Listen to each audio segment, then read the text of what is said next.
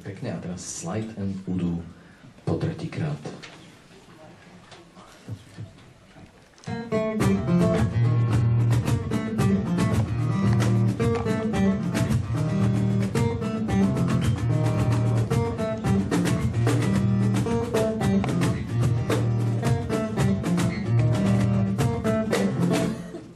Našlapujem opatrne, už za obzorom vidím trne.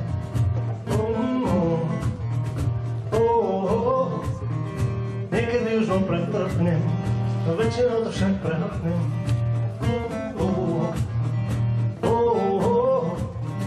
Krok za krokom, od nuly a na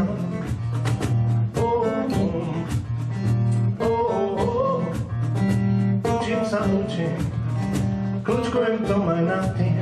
Som kondor či kolibrí, kondor aj kolibrí, kondor či kolibrí, kondor aj kolibrí, kondor či kolibrí, kondor aj kolibrí, kondor či kolibrí, kondor aj kolibrí.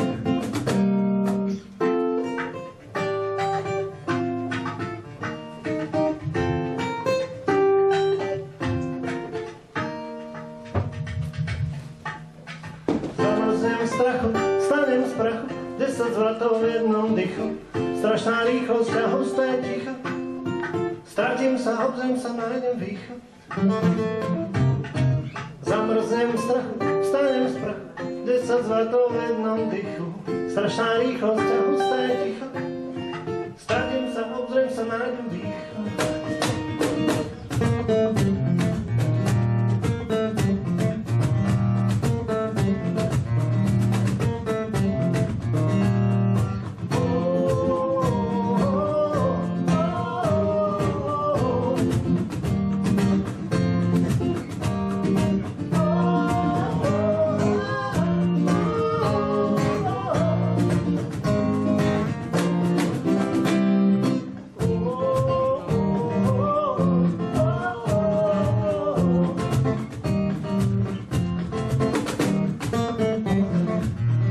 Našlapujem opatrne, opatrne,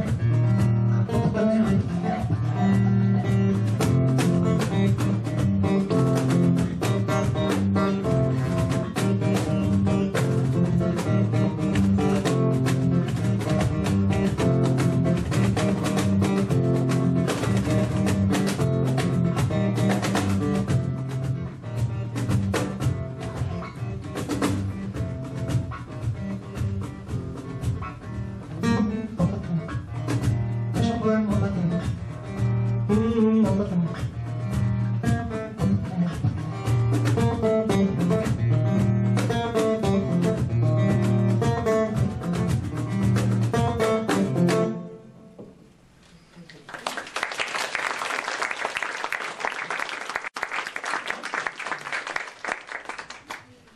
Kondor alebo kolibrík. No, tak počuli sme dve ukážky z tej knižky. Ja som sa na to už tak trošku spýtal, ale spýtam sa predsa len ešte raz.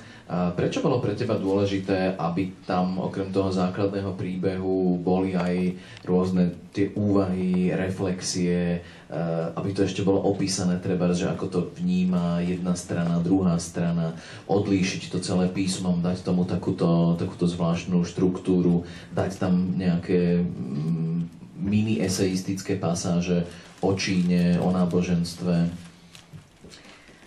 No pozri, ja neviem ani prečo to tak vlastne je celkom, ale keď som dostala tú inšpiráciu, aby to tak bolo, tak som cítila, že to je presne to, pretože ja som v tej knihe chcela rozpovedať okrem ľubostného príbehu, príbeh duše, príbeh duše, samozrejme v prvom rade svoje vlastné, to je pochopiteľné asi. A tým, že moja duša je asi natoľko mnoho vrstevnatá a vieš, ja som roky robila na akadémii, venovala som sa vedeckej práci, pracovala som ako prekladateľka a jednoducho pre mňa len ten holý príbeh vyrozprávaný tou Angelou, mladučkou, mne tam chýbali nejaké iné vrstvy. A jednu takú noc, v podstate pre mňa takú magickú, som tak zrazu v tom príbehu vycítila, že tam sa dá do neho vstúpiť ešte úplne inými spôsobmi, z iných zorných uhlov a tam mi potom vlastne sa navrstvili také kvázi, nazvime to marginálne texty, oni sú drobnejším písmom. Sú tam moje úvahy, moje aj komentáre toho môjho vtedajšieho správania, nakoľko uplynulo 18 rokov od prvopočiatku písania tej knižky. A párkrát tam aj citujem mysliteľov, ktorí myšlienky dokonale zapadali do môjho príbehu. Sú to myšlienky o intuícii, o duši, o erotike. Napokon ja ich tam aj v závere korektne uvádzam, ktoré knihy to boli, koho citujem. A sú to ľudia, sú to myšlienky, ktoré som našla u iných, ale sú ako keby moje, pretože absolútne sa s nimi stotožňujem. Čiže vieš, ja som ten celý text, on je taký, že dá sa čítať samozrejme tak, ako je celý, a to je fajn, keď si to niekto tak prečíta, ale môže to človek čítať aj tak, že tie marginálne, drobnejšie texty na boku vyhodí, preskočí, a tiež to bude mať zmysel, pretože to bol ten pôvodný text. Čiže on je dokonalý, je logický a je kompaktný. Takže môžeš si vybrať. Kto nemá rád príliš komplikované veci, možno, že to radšej preskočí, to už je vec výberu. My tu tak počujeme taký šplnkot asi jednej z tvojich 3 dcér. Nie, moje detičky už sú vo veku, kedy už nevydávajú zvuky počas. Nie, to je niečo iné. No, myslím si, že to nie sú moje dievčatá, myslím, že oni sú príliš také disciplinované, aby ich poznal. Ja som si tak predstavoval 3 dcéry. Ty si to vlastne písala, keď oni išli spať, sediac v kuchyni doma?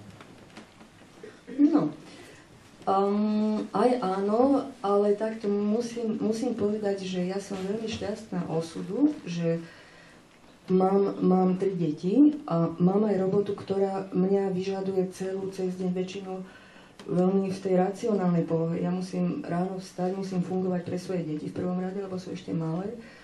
A potom moja profesia súdnej prekladateľky, tlmočníčky znamená, že chodievam tlmočívať niekedy na políciu, do utečeneckých táborov, bola som Ficovi tlmočiť. A to sú všetko veci, kde musím ten svoj mozog absolútne... Ficovi na políciu? Ficovi... Možno.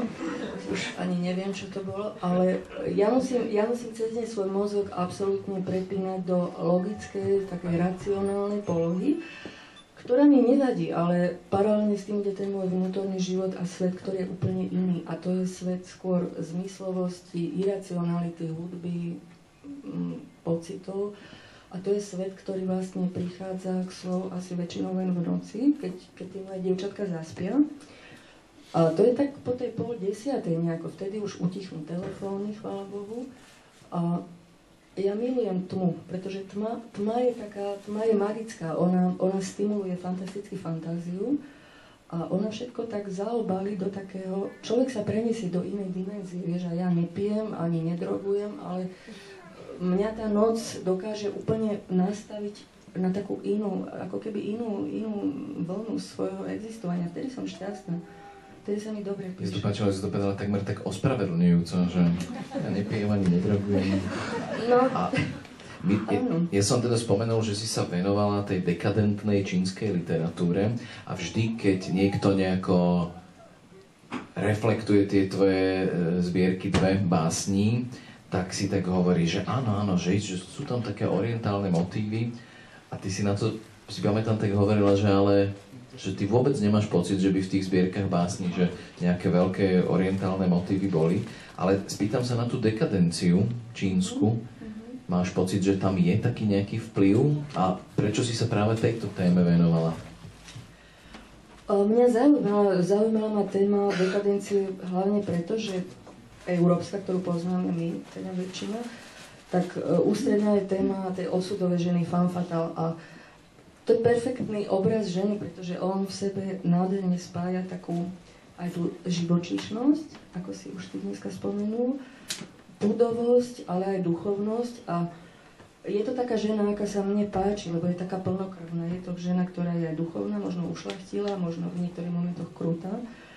A v Číne musím povedať, že takú krásnu paralelu tej európskej dekadencie som ani nenašla, pretože my to máme postavené viac asi aj na biblickom vnímaní ženy cez polaritu aniel, démon, respektíve Panna Mária, panna a taká svetica, až po nejakú padlú ženu. Takže Číňania tú dekadenciu nikdy neboli schopní až tak v hĺbke precítiť a ani dostať do literatúry a umenia, tak ako Európania.